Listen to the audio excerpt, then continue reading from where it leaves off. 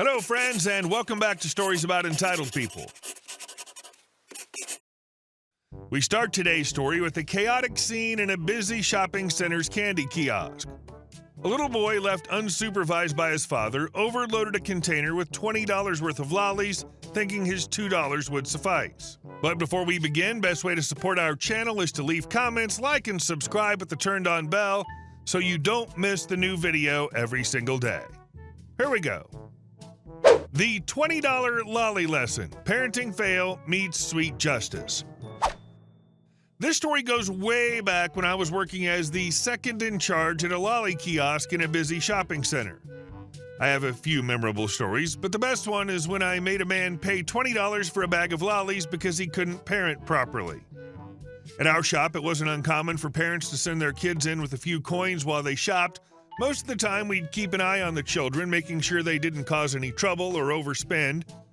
Our store was one of those self-serve places where customers fill their containers with lollies and everything costs $1.90 per 100 grams. The containers could hold up to 1 kilogram, so we had to be vigilant about letting customers know they had to pay for whatever they filled their containers with. One particularly busy day, I missed little Master Unattended sneaking in.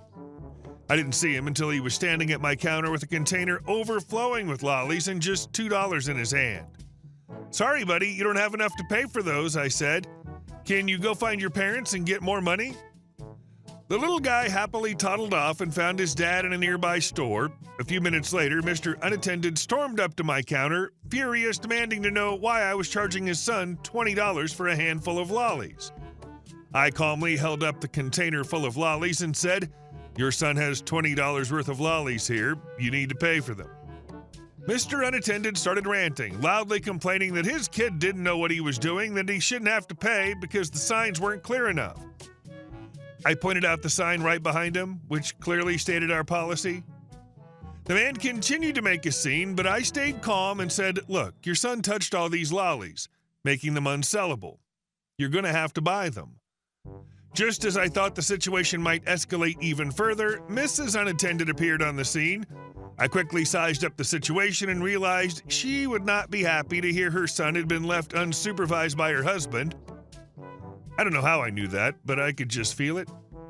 At first, she tried to side with her husband, but by then I had enough. I loudly declared, "Look, I'm not the one who let my 5-year-old run wild in a lolly shop unattended, so you're going to have to pay for them."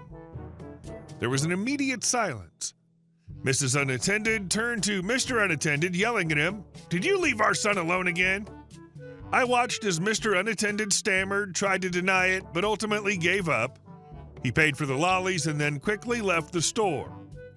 As they walked away, Mr. Unattended was clearly being berated by Mrs. Unattended, with little Master Unattended happily munching on his $20 worth of lollies. Mr. Unattended thought he could point the finger at you, but you handled the matter like a pro, calm, composed, and uncompromising. Cherry on top, Mrs. Unattended swooping in to hammer on her hubby. Really, it's crazy how often people believe regulations don't apply when their children are involved. Let a 5-year-old free in a lolly store unattended? That's merely calling for trouble. Bravo for keeping to your guns and guaranteeing responsibility. $20 well spent on a course of instruction they will not forget. And our second story. The Aura of Authority. Mistaken identity in the midnight aisle. Backstory. There seems to be an aura about me, or something that says security, despite being a 5'5" female and 110 pounds soaking wet. I'm not exactly sure what it is. Maybe it's my choice of clothing. I don't know. Some people have told me it's probably my semi-permanent serious expression. I actually have work security, but it didn't last long, only because the company I worked for went under. One time, 2 guys were fighting at an event. I was working security, and I was babysitting one of the guys while another security guard babysat the other one in another room until the police would show up. The entire time, the guy was profusely apologizing to me for his behavior. I thought it was kind of amusing. Once I was outside my favorite nightclub. I wasn't really in the mood to be clubbing, so I decided to just hang out with the bouncers outside for a while. I was friends with all the staff at that club, and often I'd be hanging out with the staff after closing and wrestle with the bouncers. Both the bouncers that night were well over 6 foot and buffed as heck. At some point, one of the bouncers said to the other, "Isn't it great to have her, me, here? Nobody dares to have an attitude problem while she's here," and the other one agreed. I'll admit it was a huge ego booster. Security jobs aside, I always seem to be asked if I work at whatever place I go to, but to this day, I've never been asked by a Karen. So I don't really have any juicy stories to tell about that. I guess in a way, a security guard would be a pretty good job for me, despite me attempting to avoid conflict at all cost, because everything always seems to run smoothly when I'm around and there's never any conflict. Although those who know me wouldn't care one way or the other. A friend of mine once described me as ice on the outside, but teddy bear on the inside. That's actually a direct quote. So on to my story. I guess it's not very long, though. And it doesn't include a lady, despite the name of this subreddit.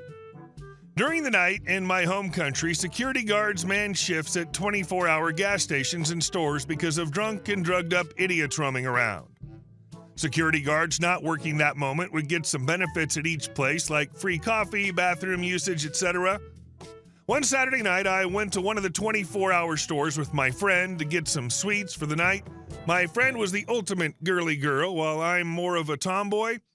I was wearing my usual camo cargo pants and a black windstopper, pretty much what I always wore. I asked a security guard at the register if I could use the bathroom. My bladder rarely ever goes off when I'm not home, but when it goes off, it needs to be emptied ASAP. The security guard said, "Sure, it's right inside the staff area."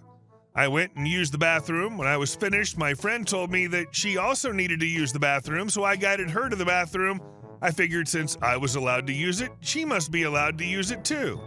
But nope. After my friend came out of there, the security guard told me that the bathroom was for staff only. Oops. Now I get it. He thought I was a security guard. I didn't dare tell him that I actually wasn't a security guard. I figured it'd be better for his job security not to know. He assumed I never claimed to be, so ain't my fault, right? When I've written it down and read it over, it does seem to be a very boring story, at least compared to all the other stories on here. To be honest, this is more fun than you would have imagined. It's not about Karen-level chaos, but more about the unintended perks of giving off "don't mess with me" energy.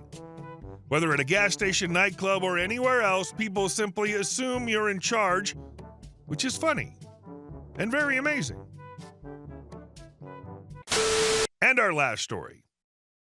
Never mess with an engineer.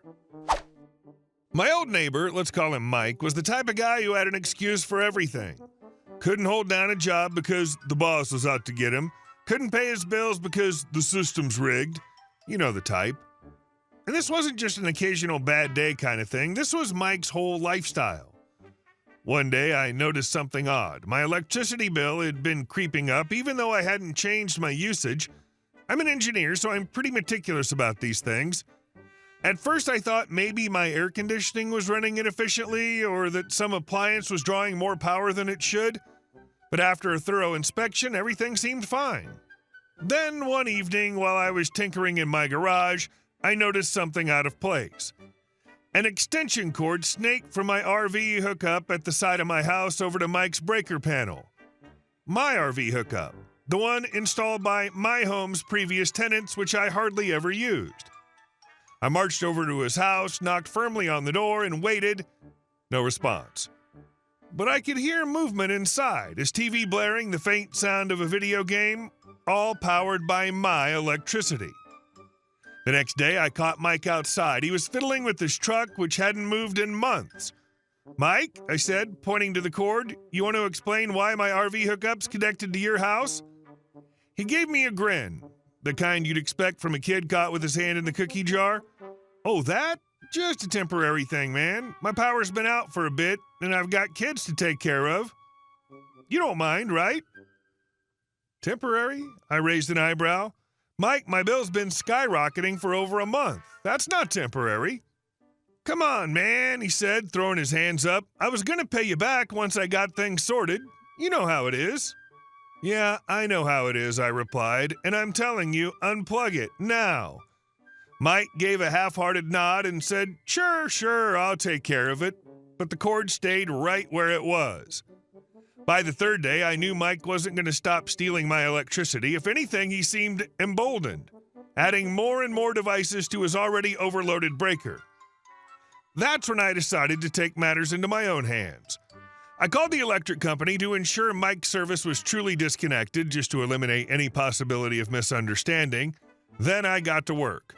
I had a transformer sitting in my garage, a beefy piece of equipment, one I'd salvaged years ago from an industrial project. I rigged it up to the RV hookup, ensuring it would output 10,000 volts directly to Mike's breaker panel when he tried to draw power. I triple-checked the setup. The goal wasn't to harm anyone, just to make sure that every single one of Mike's appliances would be rendered unusable the moment he plugged in again. The next morning, I saw Mike's house go completely dark. Then there was a loud pop from inside, followed by shouting. It was working. Later that day, Mike was on the curb, surrounded by the wreckage of his appliances. I watched from my porch, pretending to sip coffee as he hauled out everything. PlayStations, 6 TV sets, surround sound, computers, every appliance, you name it. If it was plugged in, it was trash. I couldn't help myself. I wandered over. "What happened, Mike?" I asked, feigning concern. He looked at me, red-faced. "Damn power surge or something. Fried every damn thing I own. Even my kid's phone won't charge." "Oh no," I said, suppressing a smirk. "That's terrible. You should really call the power company about that." Yeah, he muttered, clearly too frazzled to connect the dots. For the next week, his curb looked like the aftermath of a tech apocalypse. Passerby slowed down to gawk at the mountain of fried electronics. It was almost poetic. Mike never brought up the extension cord again, nor did he attempt to tap into my power. The entire incident seemed to humble him, at least for a little while. He stopped complaining about the system and started hustling for odd jobs to replace his lost gadgets. As for me, I got my electricity bill back to normal. Mike might have thought he was outsmarting the system, but he forgot one critical detail. Never mess with an engineer. One obvious case of someone stretching their luck too far is this one. Mike not only disregarded your calls, but also doubled down on his boldness. And your answer was a masterclass in handling it without needless drama. The transformer maneuver was clever, not evil, but sufficient to drive the point home in a way Mike would not forget. Though it was satisfying to see his gadgets go, it also emphasizes the dangers of depending on others. With any luck, the encounter woke Mike out of his slumber regarding honoring obligations and limits. Hey guys, thank you all for watching the video. I'll see you in the next one.